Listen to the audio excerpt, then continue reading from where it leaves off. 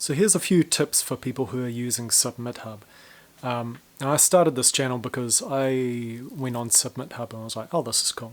I started listening to a lot of tracks, and overall I just found I was giving people the same advice over and over and over, and that's why I decided to start this channel, because I didn't want to give that advice over and over and over again. It just seemed like nobody knew what they were doing, and everybody was making the same dumb decisions. So I've also submitted some of my own work on Submithub, and so this is just a rough approximation of how I would use it if I'm, an aspiring mix engineer and that sort of thing.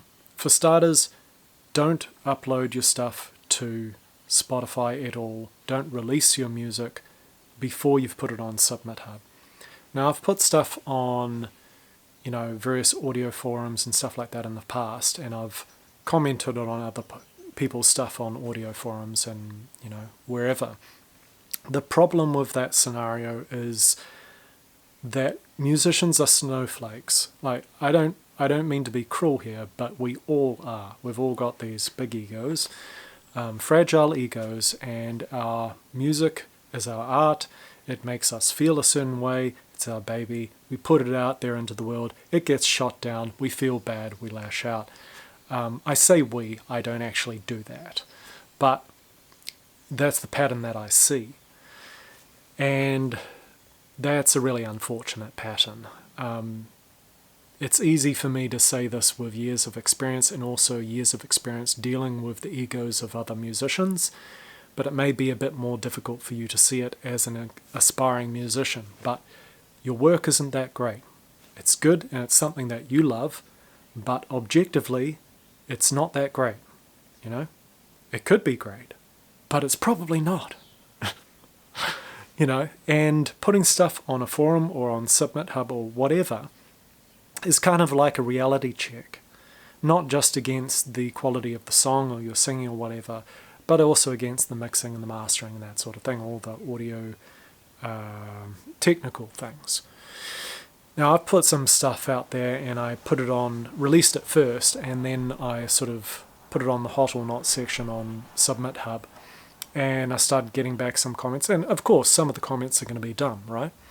But some of the comments, particularly if they come up over and over again, are going to be things that you want to listen to. Things like, okay, the song is really good, but the mix just isn't there, or, the mix is really good, but there's nothing really happening in the song.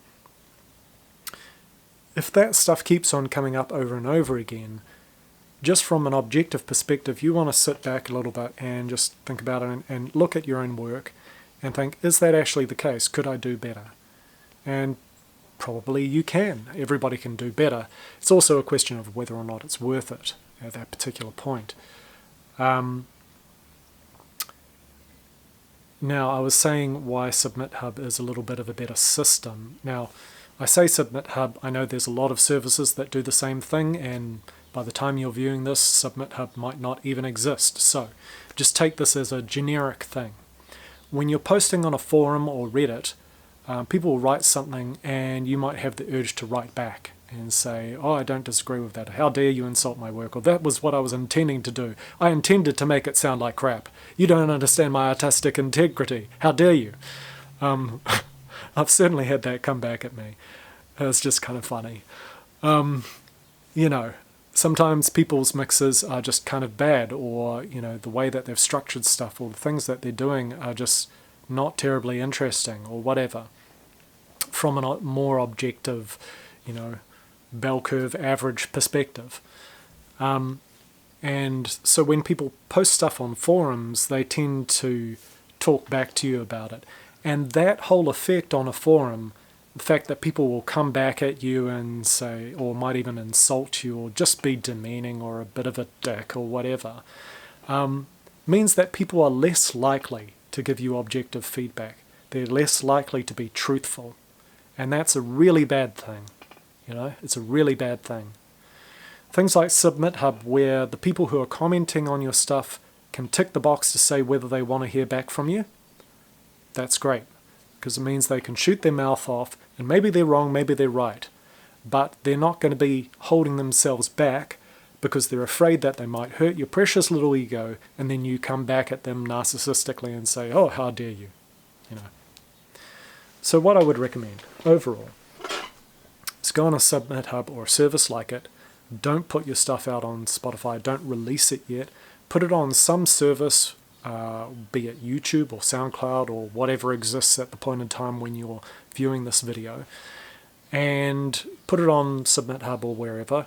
Get people to comment on it, and take their feedback into account. And you might not agree with it. You might, look at what they're saying and look at your mix, think about it objectively and think, no, I actually think they're wrong. Or, I think they've got that aspect of what I was doing wrong. Or they just don't like this particular way that I've done this particular thing. Maybe they've got more conventional tastes and my tastes are more experimental.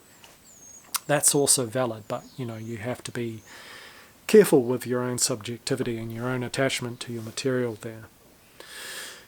It can be good to take a little bit of time after completing the track before you stick it up on somewhere like that. That just means that you're more likely to take feedback more objectively and better.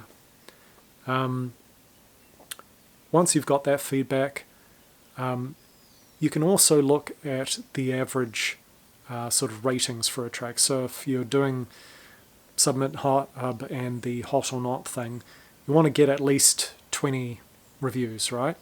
And then you look at not comparing against the site average, but against the average of what those people normally rate tracks in that genre as, and then you'll get a very clear idea of which of your tracks are the ones that are really killing it, and which of your tracks are the ones that people think are kind of average.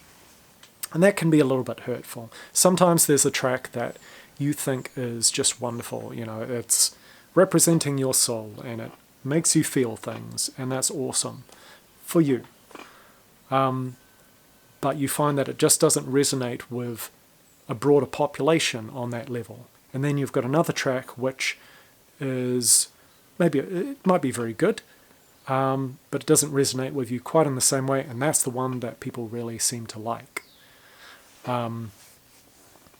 I've been kind of lucky in the sense that often, but not always, the tracks that I actually think of mine that are kind of stellar or kicking it over the moon often do fairly well, but not always. Sometimes I have tracks that I think are really good, that I put a huge amount of work into and really represent a part of myself, and they get out there and they just get demolished. People might think that, oh yeah, it's good enough, but, they're just rating it as average or slightly below average or slightly above average or whatever. And that's fine. You don't have to make your tracks for everybody. Tracks can be things that just work for particular people or particular small groups of people. And maybe it hits them really well. Maybe it hits a certain small group of people and it just makes their day. That's a lot better than having a track that makes a whole huge number of people go, oh yeah, that's all right. That's pretty good. Yeah. You're better off really having a positive impact on a small number of people than having a really mediocre impact on a large number of people. At least from an artistic perspective. If you're talking from a monetary perspective, then, maybe a larger number of people and mediocre is better. But I would say that there is well and truly enough mediocre stuff in the world, and if you're adding to that, you are probably not doing the world a great service. You're probably doing it a mild to middling disservice. So take that as an opinion rather than a fact. So where was I going with this? Right, Submithub, right? Okay, so in summary, here's what you want to do.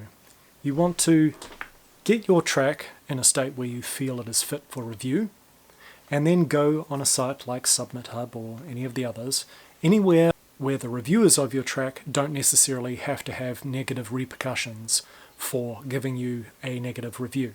That way you're ensured that you will get, if not necessarily useful, at least honest feedback, and that's the main thing.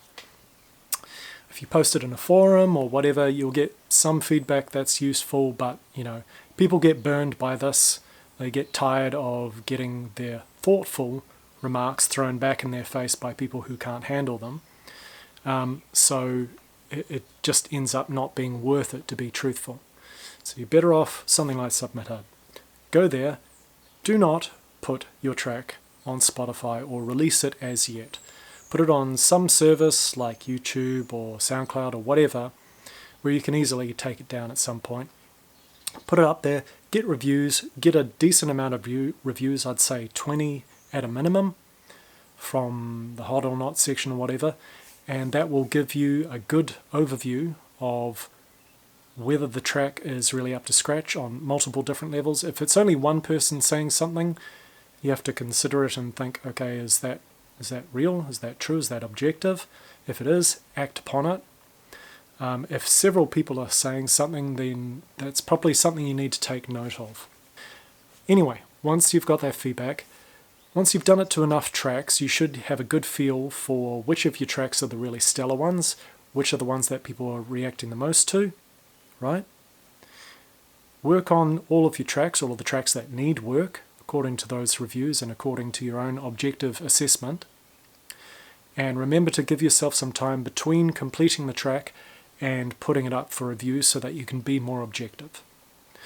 Once you've got the reviews, do your fixes and go back and forth as many times as you see fit, and then you're ready for release. Put your release out, get your delivery date. That's when you go on Submithub or any of the other services or any of the blogs, that sort of thing. And that's when you start pitching it to people.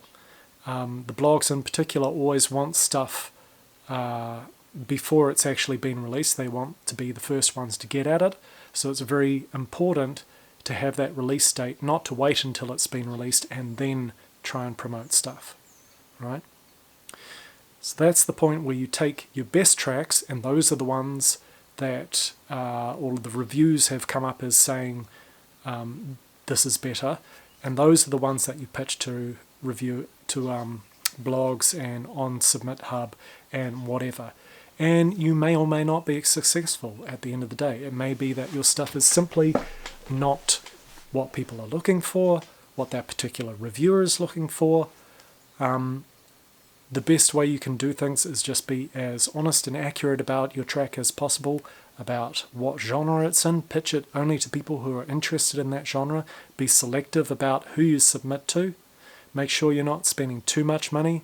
There's a lot of blogs and stuff out there that, you pitch them something and they say, yeah, we'll do that, but we'll, do more if you give us $20. And it's like, sorry, man. I just did all that work. Try and avoid those scenarios if you can, because if you paid for stuff, if you paid for a good review, then is it really a good review? Or is it just a good review because you paid for it? You want honest feedback, honest word of mouth, and honest getting the track out there. So that's my advice. Feel free to take it or not, but that's kind of what I've learned from spending a little bit of time on Submithub, and particularly listening to other people's tracks. And I would say 90% of the tracks that I've heard on Submithub should not have been released on Spotify and Apple Music and all of that sort of thing. They needed work. They needed something to be fixed. Could have been the vocals, could have been the mixing, whatever. But they were not ready. And I don't mean that in a mean way or in a pretentious way or in an elitist way, saying my mix is better than yours or anything. It's just, when you've spent enough time running a recording studio, you can tell which people have it and which people need work, and most people need work. So that's what I've got for you today.